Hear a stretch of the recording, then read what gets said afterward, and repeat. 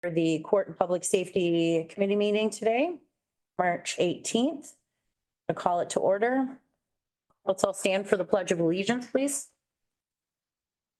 I pledge allegiance to the flag of the United States of America and to the republic for which it stands, one nation, under God, indivisible, with liberty and justice for all.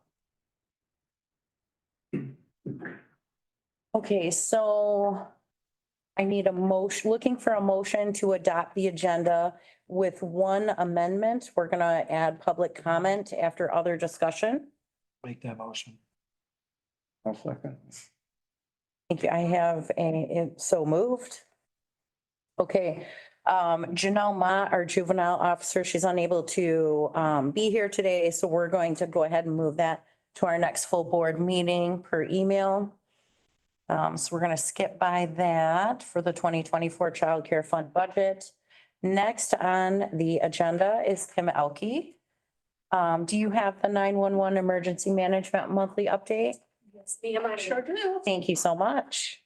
So for February, we had 647 911 calls and 20 inbound texts to 911. And for the month, we had 1,884 entries into our CAD system. We also this month, Al hosted, I had already obligations. I had to be out of town for the day, but Al hosted with grant funding from Region 7 Homeland Security, an active shooter hostile event response and management course. The sheriff was gracious and allowed us to use their training room out of the sheriff's office. And we had 14 participants come for that one-day event. It was an 8-hour training. 12 of those were local Alpena participants. So we were really excited about that. We have another one coming up, a 2-day coming up in April. Okay. So we're anxious to see how many participants we get for that.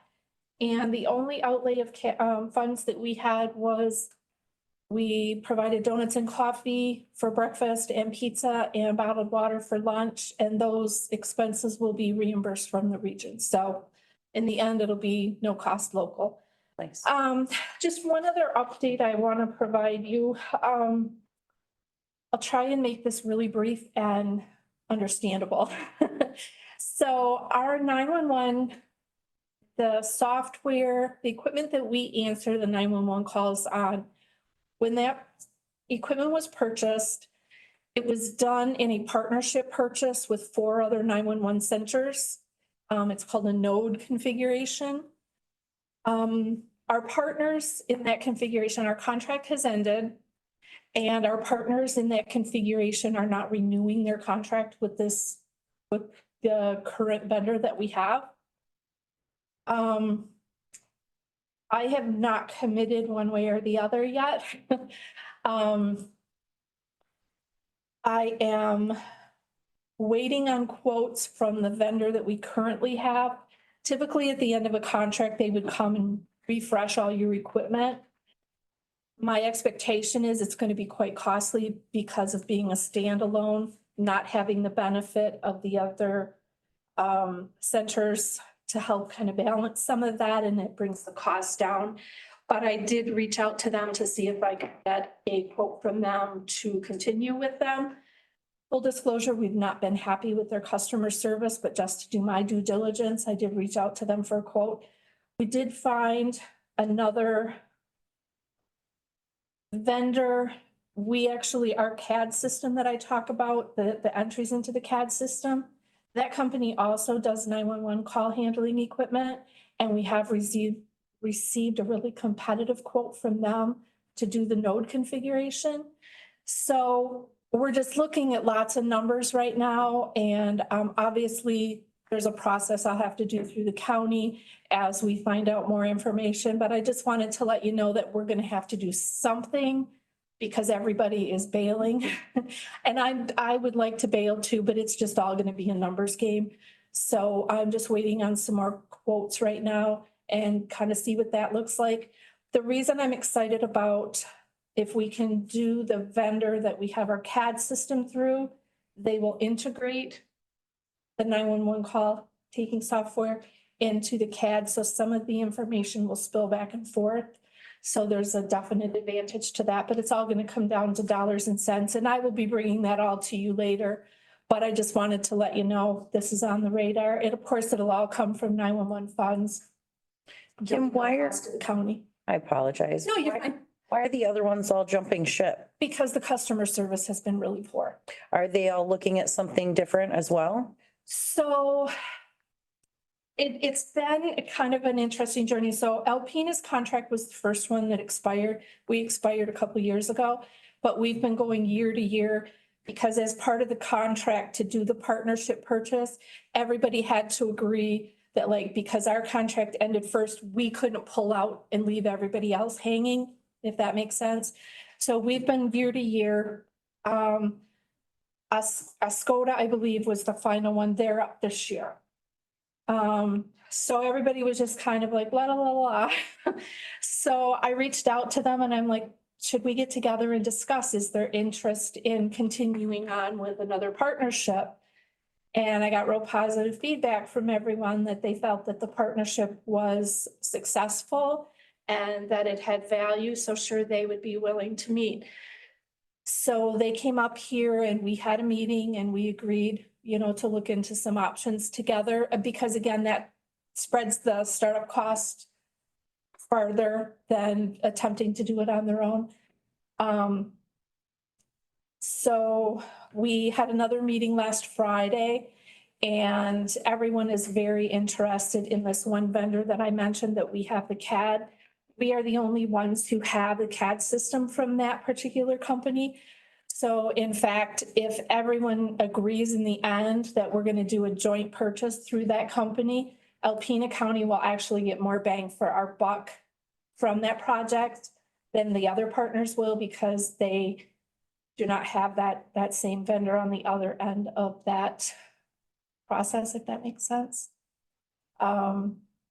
So I did have it on my capital improvement plan for this year, but I didn't budget it because honestly, I came in the middle of this and I was not aware that Skoda's contract was ending this year. But we do have the funds, to be able to pull it off if we end up. We're going to have to do something. I guess it's not an if, it's a we have to do something. It's just going to be a matter of where the dollars are going to line up best. And again, you'll all have that knowledge and input on that. That's not something obviously that we're going to run off and do on our own. So anyway, I just wanted to kind of let you know that that's happening in the background and we're getting together the numbers. Basically right now, just waiting to hear from the vendor that we currently work with to Okay. see what their numbers look like. And that's the one with the bad customer service. And the other. Aren't you?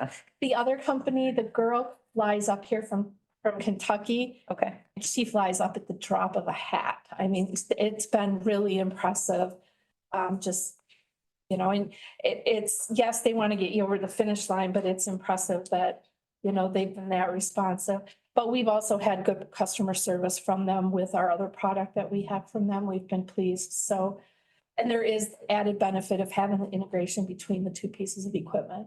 But again, I will bring all that to you when I have the information, but I just wanted to let you know that we're working on that behind the scenes and we will see where the numbers take us. Okay. Any questions? None for me?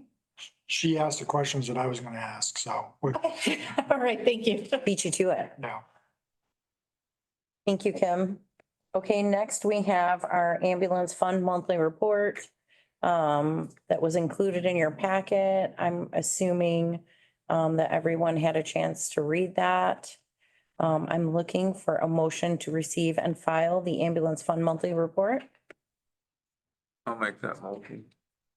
I'll support. Motion passed.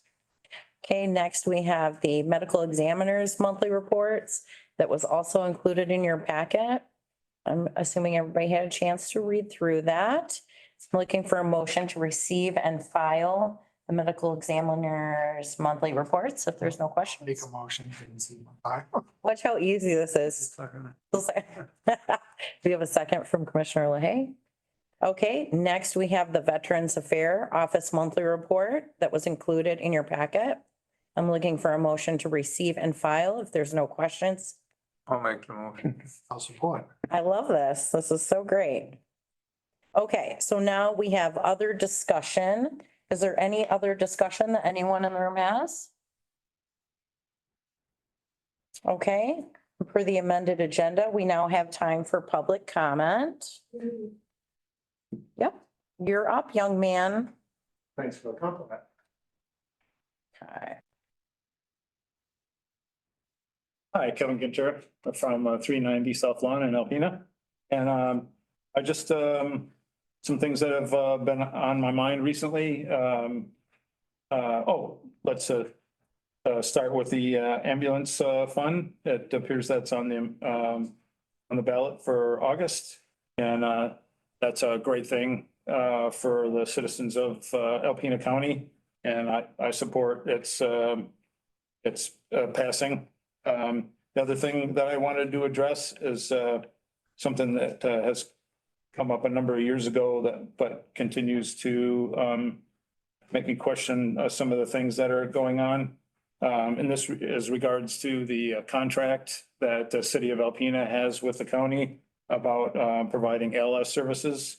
I encourage some type of research or study or some other ideas that might demonstrate what a competitive bid would look like for Alpena County.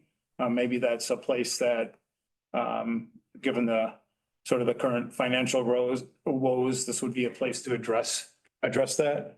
Possibly, instead of the city getting all the revenue from the transport and a good portion of the ambulance fund, that maybe the county gets 25 or whatever, I know there's other agreements out there where there's a portion of either the billing or a portion of the ALS fund or the ambulance fund that, that the city doesn't get the portion they get. I'd encourage, I sort of just said it, a competitive bid process. If nothing else, to see where No, he's where that's at. I encourage contract language changes. I know the city uses the 911 dispatch center to, when they don't have enough personnel to man ambulances, they call the dispatch, and the dispatch, that may not be true all the time, probably more when their staff is not available at the city, when the dispatcher should be taking care of the emergencies, because when they need people to come in, that's when there's an emergency going on. So maybe you charge for that. $50, $100 or whatever for each callback. And that same thing exists. What does the city pay when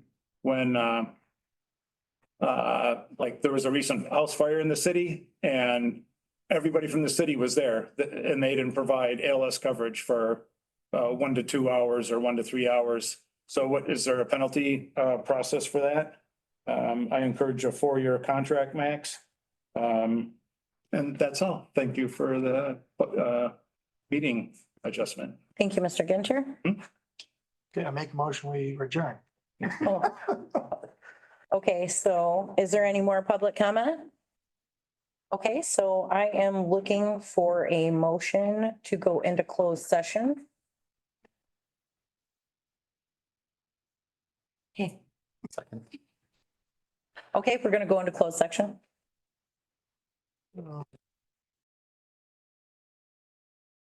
Next Courts and Public Safety Committee meeting will be on Monday, April 15th, 2024 at 4 p.m. in the Howard Mail Conference Room.